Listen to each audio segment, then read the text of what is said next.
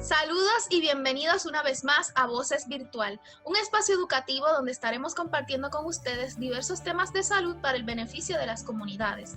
Les habla la doctora Natalia Gómez, coordinadora de Asuntos Clínicos y del Programa Educativo de Mujeres Embarazadas, Niños y Adolescentes. En el día de hoy estaré compartiendo con ustedes el tema Vamos a la Segura, guía de reapertura y prevención y control de brotes por infecciones respiratorias en centros de cuidado y escuelas.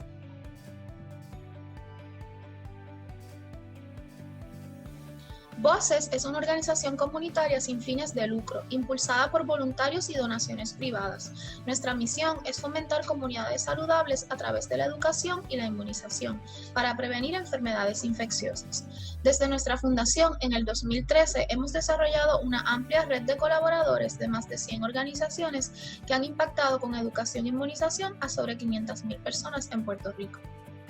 Voces Virtual es una iniciativa para educar a nuestras comunidades, padres, maestros, cuidadores, adultos mayores, comerciantes y trabajadores, sobre la importancia de cuidar su salud a través de hábitos de prevención y de la inmunización.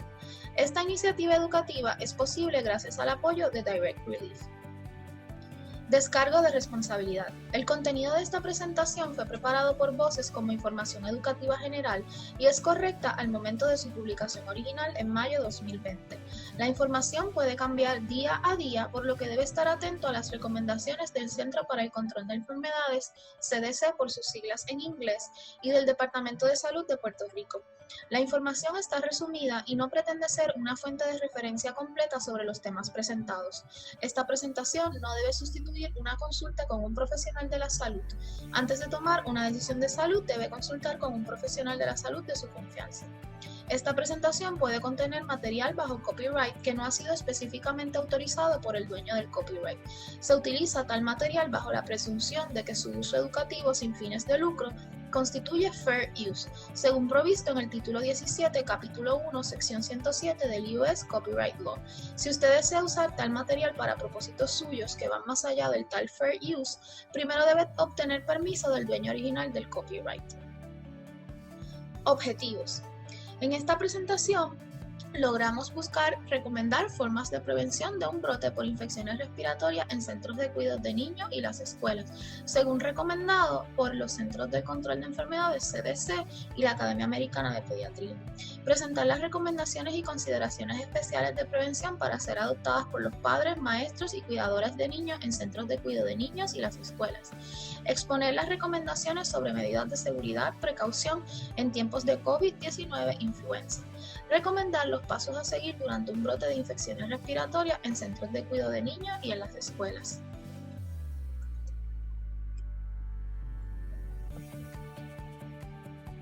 Comencemos. La guía, el Centro de Control de Enfermedades de los Estados Unidos, nos recomienda una guía interina para administradores de escuelas de kinder a 12º grado y programas de cuidados infantiles en los Estados Unidos. Esta guía busca lograr que estos centros puedan planificar, prepararse y responder a la enfermedad del coronavirus 2019, así como también existen otros documentos sobre implementación y guías de cuidado para la influenza. En esta presentación estaremos resumiendo ambas guías y las consideraciones y recomendaciones que el CDC y la Academia Americana de Pediatría nos proveen. Con esta guía buscamos responder las siguientes preguntas: ¿qué estrategias adoptar? ¿Cómo reaccionar de manera rápida en caso de identificar un caso sospechoso? Y planificar la continuidad de las actividades educativas. Sabemos que los centros de cuidado y las escuelas son en especial la fuerza que deben promover un trabajo conjunto con los departamentos locales de salud para lograr establecer e implementar estas medidas que conviertan los entornos de salud en áreas saludables y seguras tanto para el personal como para los niños. Y es lo que estaremos explicando a través de esta presentación. En primer lugar, todos los centros de cuidado y las escuelas deben planificarse y prepararse. Para esto es bien importante tener un plan de preparación de emergencia o PPE actualizado y por escrito. Este plan debe ser discutido con todo el personal, tanto del administrativo del centro, maestros, trabajadores sociales, facilitadores de salud, como con los padres. Esto logrará que toda la comunidad educativa pueda estar a la par y en la medida en que todos saben cuáles son las regulaciones o los planes, las estrategias a seguir, pues entonces se sentirán en un entorno más seguro y disminuirá lo que es la ansiedad, así como también disminuirá el con poder cometer errores o pasar por alto algún caso sospechoso. Así que estas guías también deben ser cónsonas con las recomendaciones del Departamento de Salud de Puerto Rico y el CDC. Queremos aclarar que estas guías cambian constantemente, que el coronavirus es una enfermedad nueva, un virus nuevo, que a pesar de que en el caso de los niños no ocasiona, o lo que se ha visto hasta ahora es que no ocasiona casos graves, esta información va cambiando constantemente y nos va proporcionando nuevas medidas y estrategias a tomar. Así que los Centros de Control de Enfermedades actualizan su información continuamente, por lo cual la información que proveemos al momento es por lo que contamos, pero queremos aclararles que esta información se va a ir actualizando poco a poco. Estos planes deben incluir estrategias para antes, durante y después de un posible brote. Debe ser compartido y explicado. Todo el personal debe entender la información y poderla actualizar y aplicar en sus entornos.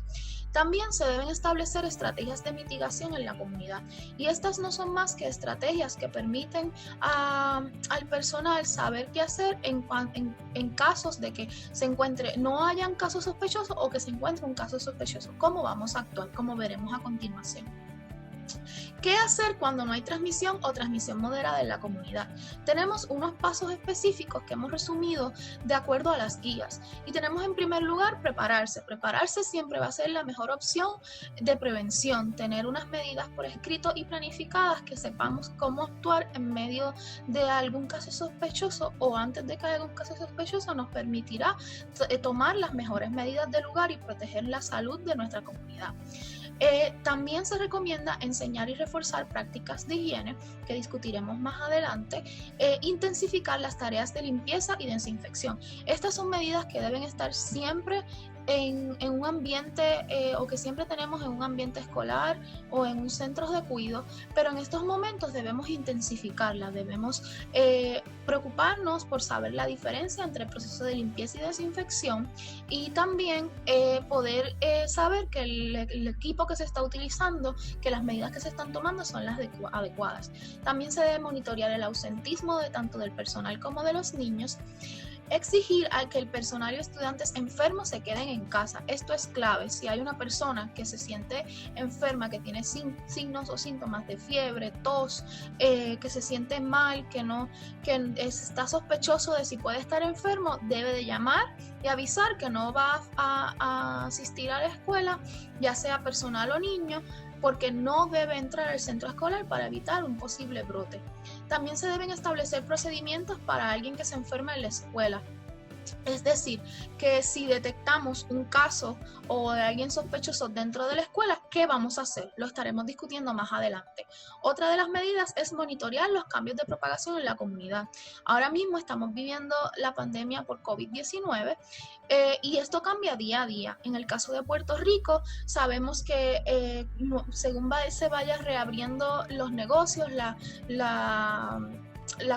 economía, esto puede variar y puede cambiar los casos. Tenemos unos casos hasta el momento, pero esto puede haber unos picos y pudieran haber, luego de una próxima reapertura, pudieran haber unos cierres porque se entienda que hay que volver al distanciamiento y a tomar medidas de lugar para poder controlar la enfermedad. Así que es bien importante estar en constante acuerdo y actualizado con el Departamento de Salud local, Departamento de Salud de Puerto Rico, para saber cuáles son las próximas recomendaciones a tomar para proteger a nuestros niños. Dentro de esas estrategias de mitigación hay una que es esencial, y es que en el caso de que se sospeche en tanto un centro de cuidado o en una escuela un caso sospechoso de COVID o se confirma un caso sospechoso de COVID, se evalúa el riesgo y se debe cerrar el edificio. Aquí es bien importante que se aísle la primera medida a tomar es aislar a la persona, ya sea niño o adulto, y se debe comunicar a la comunidad, ya sea a los padres y al personal para poder detectar posibles otros contagiados. El edificio se debe cerrar por un corto plazo de 2 a 5 días para permitir el espacio de limpiar y desinfectar adecuadamente el centro. Pero es bien importante que si se detecta un caso, esto se debe comunicar a las autoridades de salud locales para hacer un cierre lo que sería a corto plazo para poder limpiar y desinfectar, ya que no contamos para COVID ni con un tratamiento ni con una vacuna hasta el momento. Las acciones recomendadas de salud y seguridad van a componer diferentes factores para proteger a la población a la que estamos sirviendo. Entre ellas debemos promover prácticas de higiene saludables como lavados de manos con agua y jabón. Es bien importante que si no hay agua y jabón disponible, pues tener a la mano gel a base de alcohol con más de un 60% de alcohol. Esto es esencial, se debe publicar en las áreas de los baños, en las diferentes facilidades, las formas del lavado correcto de manos. Sabemos que debe tener una duración de 20 segundos o más, que se deben frotar todas las superficies de la mano, ya sea con agua y jabón o con el desinfectante a base de alcohol. En el caso del desinfectante a base de alcohol es bien importante que en los centros de cuidado supervisemos el uso de este por los niños. Nunca los niños deben utilizar este gel sin supervisión de un adulto. También otra de las recomendaciones que nota el CDC es el uso de mascarillas por el personal y los niños más grandes, siempre y cuando sea posible. Aquí algo bien importante es que los niños menores de 2 años no deben utilizar una mascarilla en lo que es para cubrir su boca y su nariz. Los niños menores de 2 años están en riesgo de asfixia si le ponemos una de estas mascarillas. También niños mayores de 2 años que no puedan controlar una mascarilla o que se sientan asfixiados, que no pueden respirar adecuadamente, debemos eliminar la mascarilla y entonces utilizarla a los adultos. No todos los niños pueden tener un control adecuado de esta mascarilla, así que cada centro deberá evaluar cada uno de sus niños y las condiciones por las que esto presentan para protegerlos. Así que en la medida de lo posible que no podamos ponerle mascarillas a los infantes, pues entonces debemos protegernos los adultos y tomar las medidas de distanciamiento con los niños y de higiene.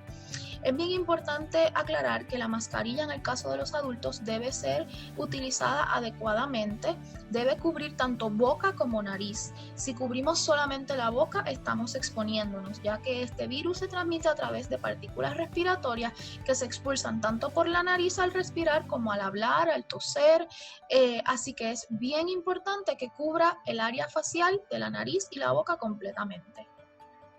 Otra de las recomendaciones es el cernimiento del personal y los niños a la llegada a las escuelas. Aquí esta parte es vital. Cada persona que vaya a entrar al centro debemos monitorear que sea un posible enfermo, un posible paciente infectado. Así, no importa, no necesariamente es COVID, puede ser, próximamente tenemos la temporada de influenza que tiene síntomas similares con el COVID, así que debemos estar alerta ante cualquier persona enferma que pudiera causar, ¿verdad?, un brote en el centro de cuidado o en la escuela. Y lo que se debe monitorear son los siguientes signos y síntomas. Tenemos fiebre. Una fiebre se describe como la temperatura mayor de 38 grados Celsius o 100.4 grados Fahrenheit, mayor o igual a 38 grados Celsius o 100.4 grados Fahrenheit. Esto es clave. Cualquier persona que tenga fiebre no se debe admitir al centro, ya sea adulto o niño, se debe considerar como un paciente que está enfermo y se debe enviar a su casa o al centro, al cuidado, ¿verdad?, por el médico o el hospital. También otros síntomas que se deben evaluar a la llegada de cada personal y cada niño es si ha tenido síntomas, hacer las preguntas de si ha tenido síntomas de tos, dificultad para respirar o algún cambio en su salud habitual, ¿verdad? En el caso de los niños sabemos que muchas veces cambian su patrón alimenticio, se amotetan, cambian su comportamiento habitual. Así que estos signos y síntomas son bien importantes identificarlos y se debe designar en las escuelas una persona encargada, el mismo personal diariamente que sea el encargado de realizar esta tarea. Para esta tarea, para el cernimiento, esta persona debe tener su protección, mantener una distancia a 6 pies entre el niño o el adulto, debe tener su mascarilla. En el caso de tener algún contacto con el paciente, ponerse sus guantes. Si no hay guantes, pues debe lavarse las manos. Igualmente, si utiliza guantes, debe retirárselo con cada paciente, entre cada paciente, y lavarse las manos adecuadamente.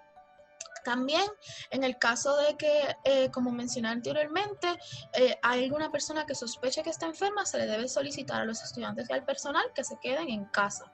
Estas medidas lo que logran es reducir la posible propagación de un brote en los centros escolares. Otras medidas son intensificar la limpieza, desinfección, sanitización y ventilación. En esta oportunidad, ¿verdad?, debemos definir qué significan estos términos.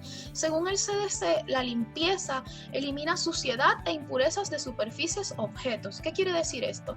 Que es la forma que tenemos mediante agua y jabón para quitar el polvo y suciedad que pueda haber en distintas superficies, ya sea el piso, las mesas, toda esa. Es bien importante que este paso se tome primero para entonces luego pasar a lo que es la desinfección y la sanitización en el caso de ser necesario. La desinfección mata los gérmenes en superficies o objetos, y esto lo hace, son diferentes químicos que la Agencia de Protección al Ambiente de los Estados Unidos, EPA, ha determinado que son efectivos para matar a los gérmenes. Así que este paso debe ir luego de la limpieza para asegurar que sea efectivo. Y tenemos la sanitización, que disminuye el número de gérmenes en superficies o objetos a un nivel seguro. Se entiende que usualmente disminuye un 99.99% el número de gérmenes, haciendo los ambientes o las superficies sanitizadas seguras. En cuanto al paso 1 de limpieza, esto no es más que continuar nuestros hábitos de limpieza rutinaria, y van a incluir limpieza de superficies de alto contacto que tocan muchas personas diferentes, como interruptores de luz, pasamanos, perillas, manijas.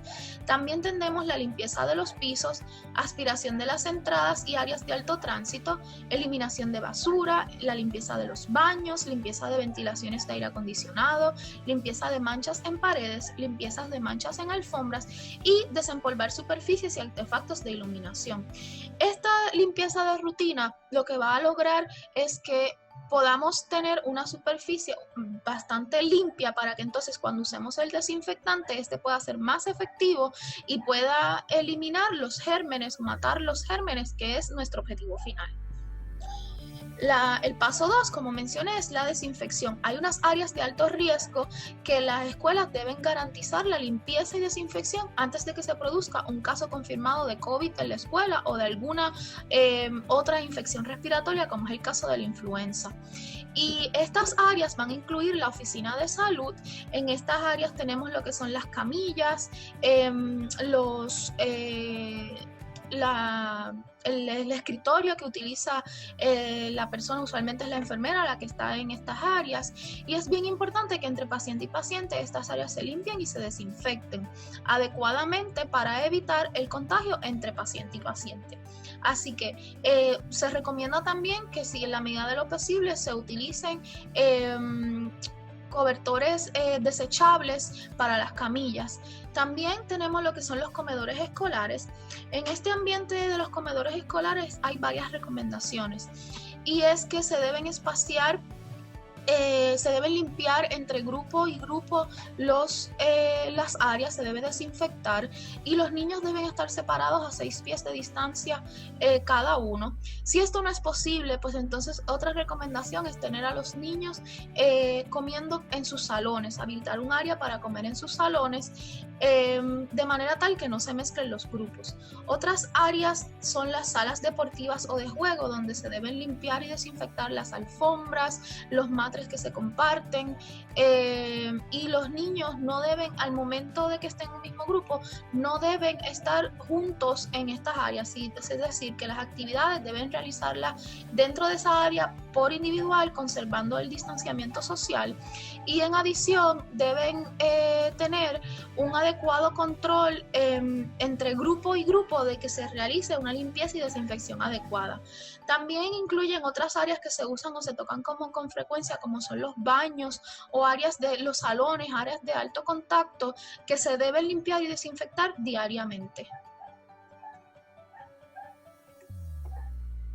Otras consideraciones a tomar en cuenta en el caso de desinfectar es que tenemos una lista, pueden ver la referencia en la parte de abajo de la pantalla, donde se recomienda, según la EPA, unos productos o químicos que son especiales para eliminar el virus que ocasiona el COVID-19, que es el SARS-CoV-2. Y para esto se ha determinado, ¿verdad?, cuáles son esos productos, y si no están disponibles estos productos porque sabemos que hay escasez de los mismos o porque sabemos que muchas veces, ¿verdad?, no en la situación en que estamos viviendo ahora, pues no se pueden conseguir fácilmente, se puede preparar una solución de cloro, pero es bien importante que esta solución de cloro sea con la concentración adecuada, ya que si no se prepara con la concentración indicada y queda muy concentrada o muy diluida, pues entonces no va a causar el efecto esperado que deseamos para eliminar el virus del coronavirus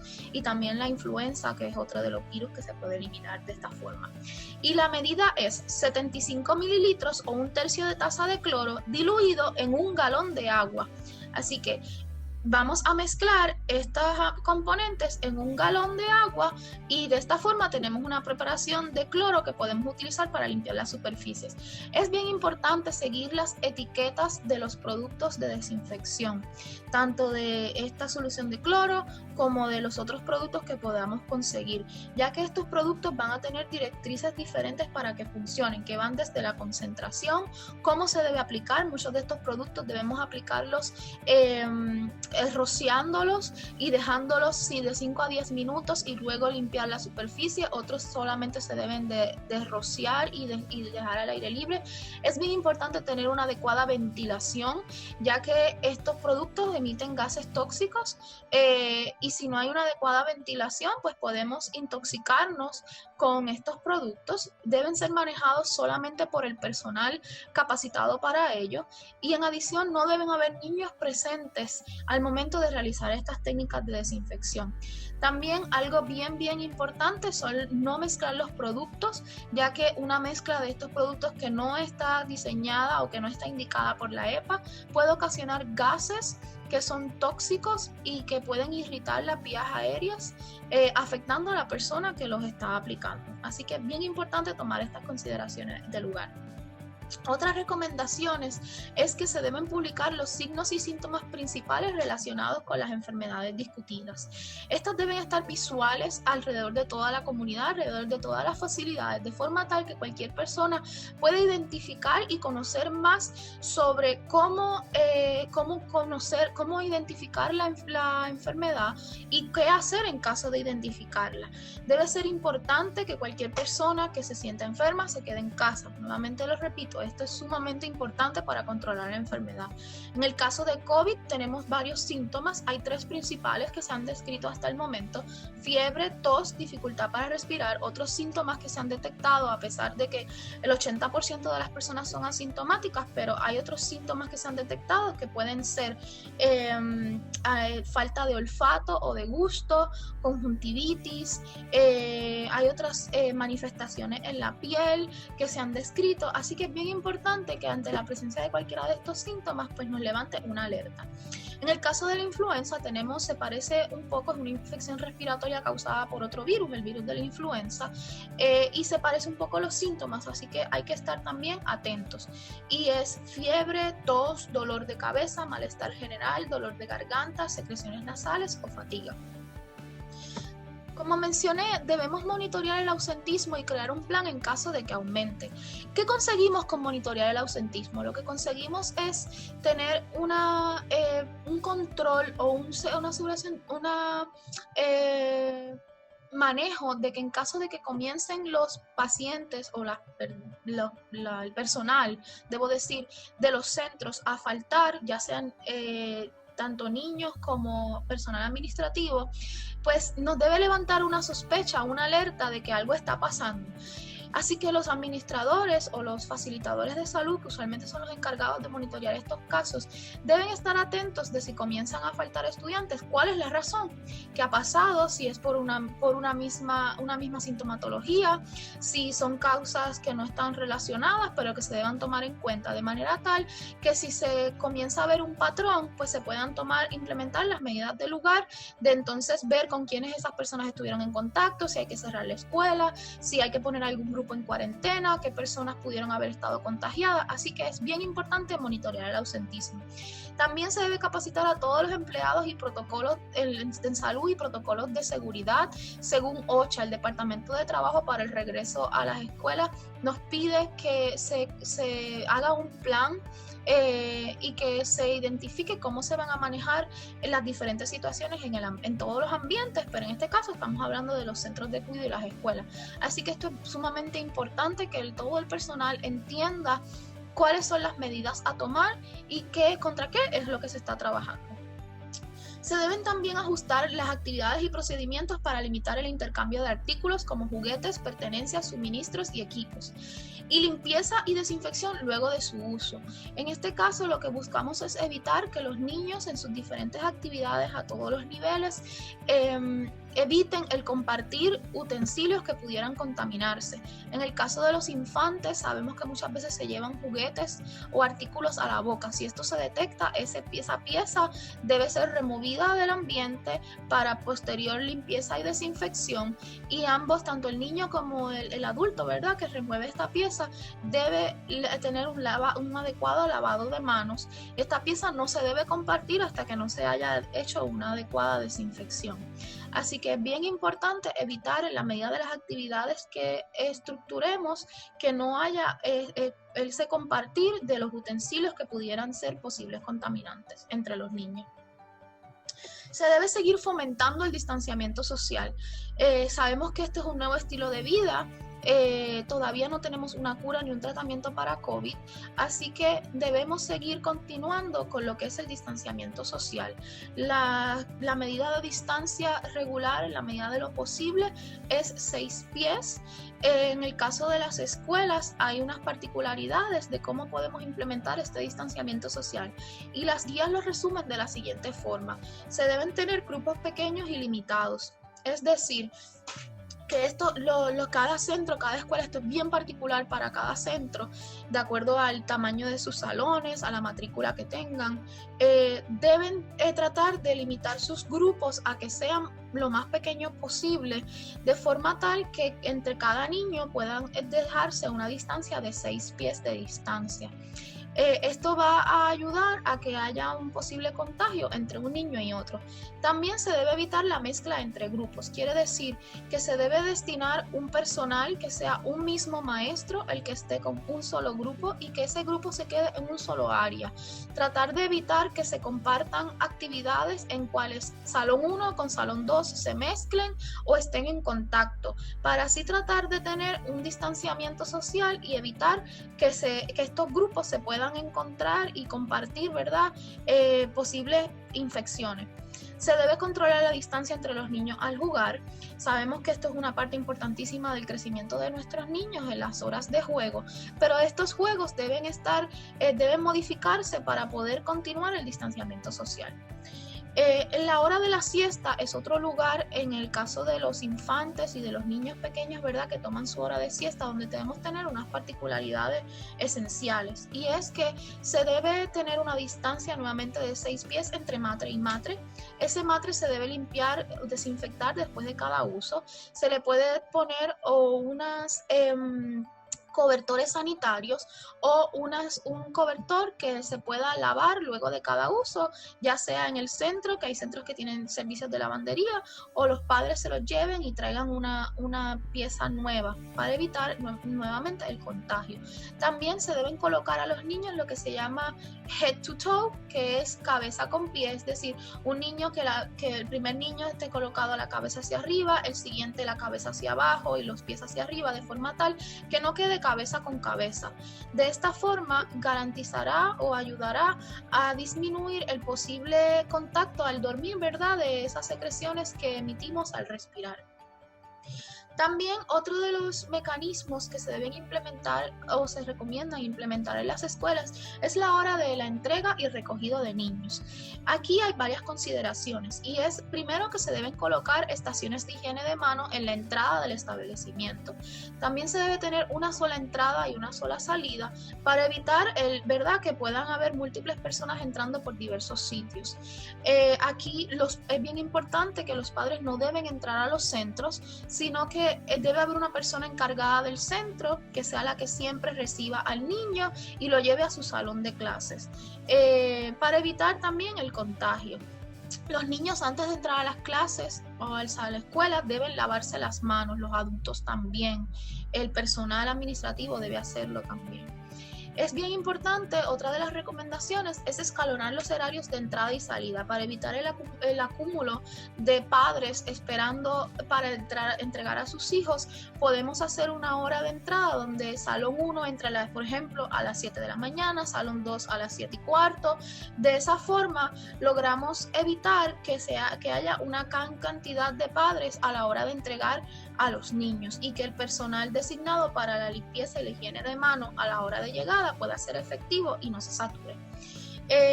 También se debe designar un personal tanto a la entrada como al finalizar para entregar a los niños a los padres. No deben, nuevamente menciono, no deben entrar los padres al centro escolar a menos que sea una situación de emergencia que lo amerite. ¿Y qué hacemos en caso de que alguien se enferme? Hay 4 consideraciones especiales a tomar, y es que la primera medida es que se debe aislar esa persona, ya sea niño o adulto, que se entienda que puede estar enfermo.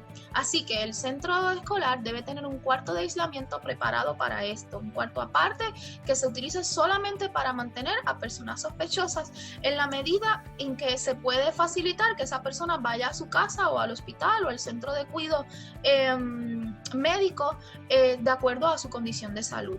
Así que debe aislarse esta persona, y luego de que se aísle esta persona, si se confirma que es un caso de COVID-19, se debe cerrar las facilidades para desinfectar. Pero esta desinfección debe ocurrir 24 horas después de que se haya ocurrido este evento. Y esto es porque el virus, ¿verdad?, puede estar vivo en la superficie, se ha determinado que hasta 24 horas, depende del tipo de superficie.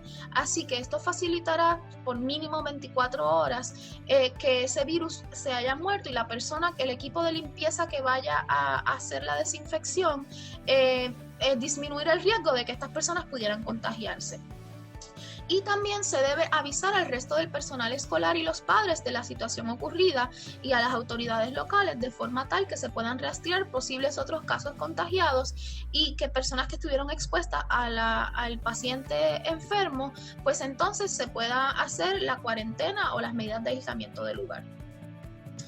Hay unas consideraciones estudiantiles adicionales a las medidas de higiene y de salud. En esta imagen del CDC podemos ver un salón de clase que ha sido diseñado separado para que los niños están cada uno haciendo sus actividades, pero están manteniendo su distancia. Y esta es la forma, un ejemplo de cómo se deben mantener los salones al regreso escolar. Dentro de estas consideraciones vamos a tener la educación. Sabemos que los niños a diferentes niveles a consecuencia del coronavirus pues han sufrido un atraso o no han podido actualizarse a causa de la ansiedad y de adaptarse a estas nuevas formas en su currículum académico. Así que el plan nuevo que se implementa en la escuela debe considerar esto y debe ser un plan educativo adaptado a cada uno de los niños, haciéndole evaluaciones para ver qué necesidades y qué apoyo pueden tener. También tenemos lo que es la nutrición. Sabemos que muchos niños no han tenido una nutrición adecuada, ya sea por recursos económicos o porque dependían de los servicios de alimentación que ofrecían los centros escolares. Y en estos momentos, cuando se regresa a la escuela, se debe garantizar esos alimentos, pero se debe mantener en la hora de la alimentación, ¿verdad? Un distanciamiento social. Y como mencioné, hay dos medidas que se pueden tomar. Una es tener limpieza y desinfección entre cada grupo, manteniendo 6 pies de distancia en el salón comedor, donde no se compartan utensilios y donde estos niños, ¿verdad?, no tengan contacto uno con otro. Aquí es bien importante tener 6 pies de distancia, ya que al comer no podemos utilizar mascarilla. Se debe lavar las manos antes y después de comer de los niños, y que debe llevarse a comer los niños por grupo, por salón, no se deben mezclar. Así que se pueden establecer distintos horarios. Otra de las medidas es que los niños coman en su salón, en áreas destinadas para esto, manteniendo el distanciamiento social. Tenemos el cuidado de infantes y niños pequeños. Sabemos que los infantes, en el caso de los Early Head Start, por ejemplo, requieren de que personal adulto los cargue, les dé de comer, les cambie los pañales. Y aquí estas medidas, pues sabemos que los niños no se deben dejar desatendidos. Así que la medida es que sea una sola persona por salón, nuevamente, la que se encargue de estos niños. Antes de atender al niño, debe lavarse las manos, debe desinfectar el área donde va a ser antes y después, donde va a ser ya sea la alimentación, el cambio de pañales, y entonces es bien importante que también, en la medida de lo posible, esta persona utilice guantes y su mascarilla, y luego de que termine su actividad se retire los guantes de forma adecuada y se lave las manos. También otra de las recomendaciones puede ser, en la medida en que esté disponible, que hay unas batas desechables que se utilizan, que cubre todo el área de la ropa, para así evitar, al cargar al niño, por exponerlo en contacto con la ropa que pudiera estar contagiada de esa persona. Así que esto es bien importante. Si esto no se puede hacer, pues si la ropa se ensucia o si hay un contacto directo con el niño, pues se debe cambiar esa ropa y limpiar al niño con agua y jabón para evitar el contagio. También existen lo que son estudiantes con discapacidades, que hay que hacerle una evaluación individual para saber en qué estado están y cómo podemos ayudarlos a reinsertarse nuevamente al ambiente escolar. Y una de las áreas más importantes y que debemos atender, ya que sin ella no podemos tener una educación efectiva, es la salud mental. Nuestros niños han sido afectados, ¿verdad? En Puerto Rico hemos tenido desde los terremotos hasta ahora que estamos viviendo la pandemia, y el currículum académico de nuestros niños se ha afectado a todos los niveles. Estamos manejando muchas emociones y estrés, así que necesitamos asegurarle a nuestros niños manejar, a través de los trabajadores sociales y los psicólogos, estas ansiedades. Es bien importante hacerlos sentir seguros, hacerlos sentir que en el ambiente en que están, los adultos están tomando el control, y que todo lo que se está haciendo, explicarles que a pesar de que existen estas enfermedades, pues se están tomando las medidas del lugar para que estos estén debidamente protegidos. Otra de las poblaciones que debemos tener en cuenta son las poblaciones especiales o poblaciones, grupos de alto riesgo. Y estos grupos de alto riesgo no son más que personas que están a mayor riesgo de contagiarse o desarrollar complicaciones a causa de una de estas infecciones. En el caso de los niños tenemos dos grupos. Uno son los niños con condiciones crónicas de salud, como asma, enfermedad pulmonar crónica, enfermedad cardíaca, trastornos de la sangre, trastornos endocrinos, trastornos renales, trastornos hepáticos, trastornos metabólicos o condiciones del neurodesarrollo que incluyen epilepsia, trastornos de, ¿verdad?, de hiperlesía cerebral. Así que estas condiciones, estos niños que padecen de estas condiciones, debemos salvaguardar que están a mayor riesgo de enfermarse o desarrollar complicaciones. Así que debemos tomar medidas especiales para protegerlos en el caso de que detectemos niños con estas condiciones. Otras condiciones de salud pueden ser sistema inmune debilitado, ya sea por enfermedad, a causa de una enfermedad como es el cáncer o el VIH, o por medicamentos como niños que están en cursos de esteroides a largo plazo. También tenemos los niños que están obesos, que son otros niños en alto riesgo de padecer complicaciones, y tenemos los bebés prematuros. Los bebés prematuros se consideran prematuros cuando han nacido antes de las 37 semanas de gestación. Esto aplica, ¿verdad?, en el caso de los Early Head Start que atienden esta población. Otra de las medidas de lugar para salvaguardar lo que es el ambiente educativo, el ambiente de seguridad y de salud en nuestros centros es la inmunización. A pesar de lo que estamos viviendo, la inmunización no puede postergarse, se debe actualizar y se debe recomendar a todos los niños y al personal las vacunas que aplican a los adultos. Es bien importante, ya que si postergamos estos servicios de las vacunas que sí tenemos, que sí existen, pues entonces vamos a ver a mediano y a largo plazo el desarrollo de brotes por infecciones que se pueden prevenir, como es el caso del sarampión, la tosferina, y esto lo necesitamos evitarlo. Esta pieza que ven en la pantalla es una pieza del CDC, es el calendario itinerario de vacunación para los niños hasta los 6 años.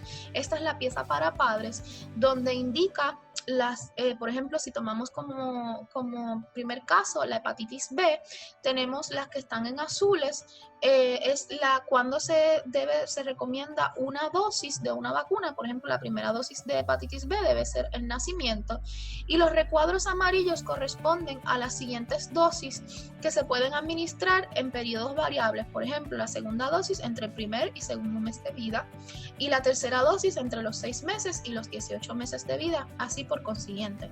Sabemos también que hay programas educativos, ¿verdad?, en Head Start, que atienden a poblaciones de madres o mujeres embarazadas. Y para las mujeres embarazadas también es bien importante reforzar la vacunación. Hay 2 vacunas que son imprescindibles con cada embarazo.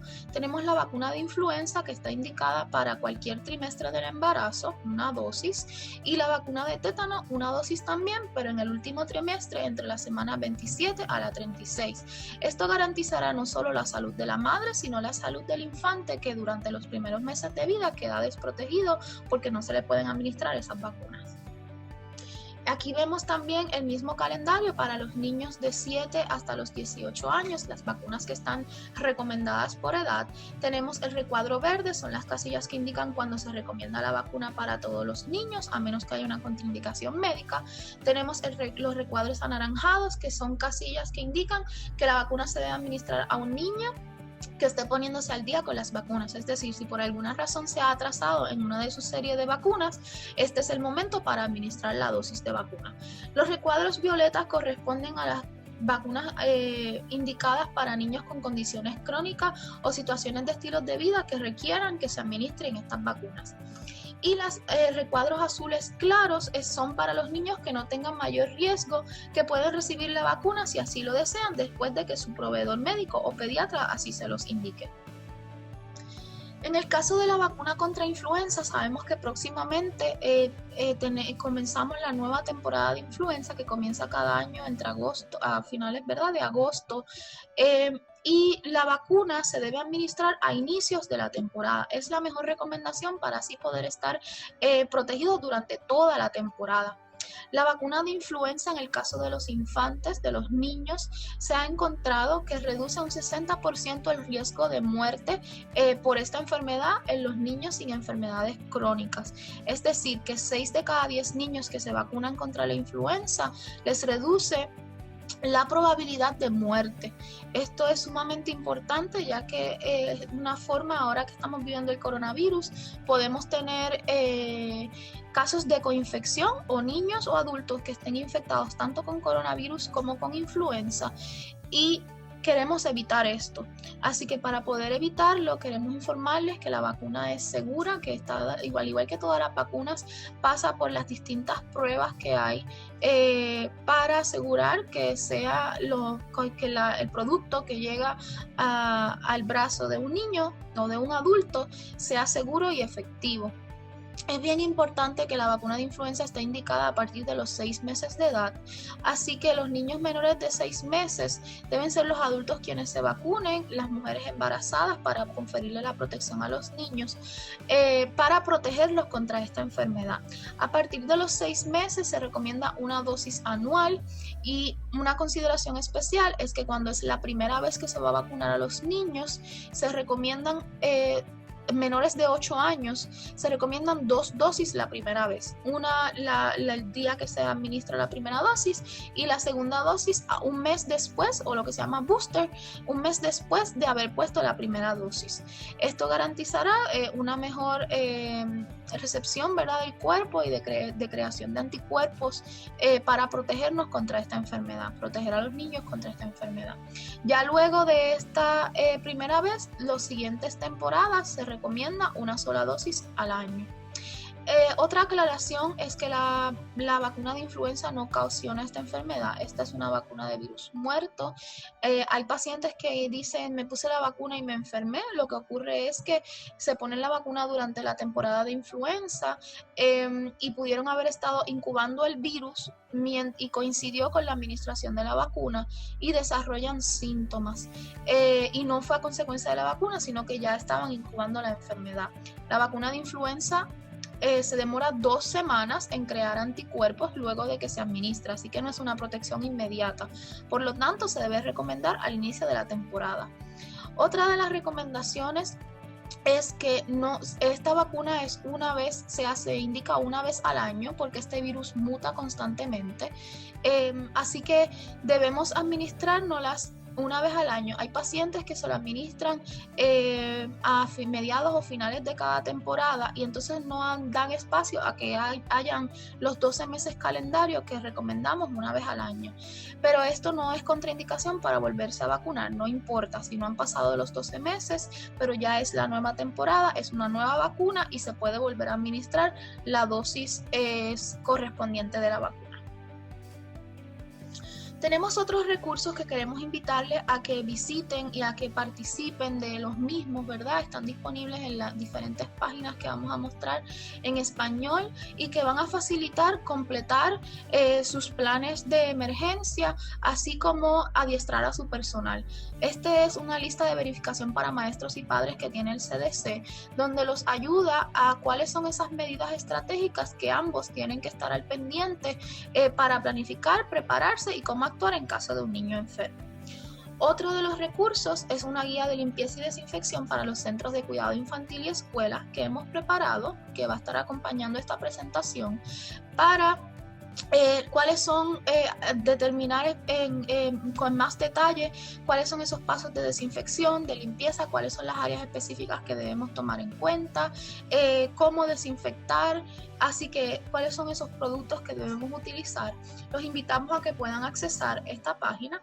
Y también otro de los recursos que tenemos para ustedes disponibles es la página web flumarathon.com, donde pueden tener más información sobre otros temas de salud, no solamente para la población infantil, sino para la población adulta y envejeciente, y es completamente gratuita. Pueden descargar otros recursos también.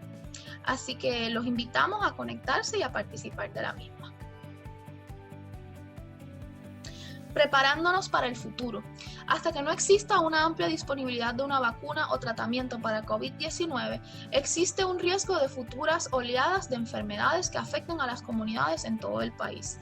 Es importante que las escuelas planifiquen la posibilidad de periodos adicionales de cierre. Así que, en resumen, debemos estar preparados y las escuelas deben tener un plan estratégico para el aprendizaje a distancia u otras opciones educativas, ya que es posible que una vez se reabran haya que hayan que haber cierres en el caso de que hayan nuevos brotes o nuevos picos epidemiológicos de esta enfermedad. Así que debemos tener estos planes actualizados y preparados para poder estar cónsonos con las medidas que haya que tomar de lugar. Todos somos responsables de tomar las medidas del lugar. Todos somos responsables de proteger a nuestros niños, de proteger nuestras comunidades. Así que en la medida en que nos preparamos y en que nos educamos, vamos a disminuir y cooperamos, ¿verdad?, con las medidas de distanciamiento social, una buena higiene de manos, una buena limpieza y ser, ¿verdad?, sinceros con si estamos enfermos, debemos quedarnos en casa. Eso es lo más importante. Somos responsables de poder disminuir la propagación de estas enfermedades. Esta es la guía de referencia. Para más información, los invitamos a que busquen información de fuentes confiables, de fuentes fidedignas, así que se las dejamos para que tengan mejor acceso a poder leer todos estos materiales que hemos resumido a través de la clase de hoy. Si tienes cualquier duda o pregunta, te invitamos a que nos contactes a través de info@vocespr.org o a través de la Academia de Pediatría aap.pr.gmail.com. Es bien importante que estas fuentes no son para consulta médica. Si tienes alguna duda o pregunta de alguna situación de salud, debes comunicarte con tu proveedor de servicios de salud.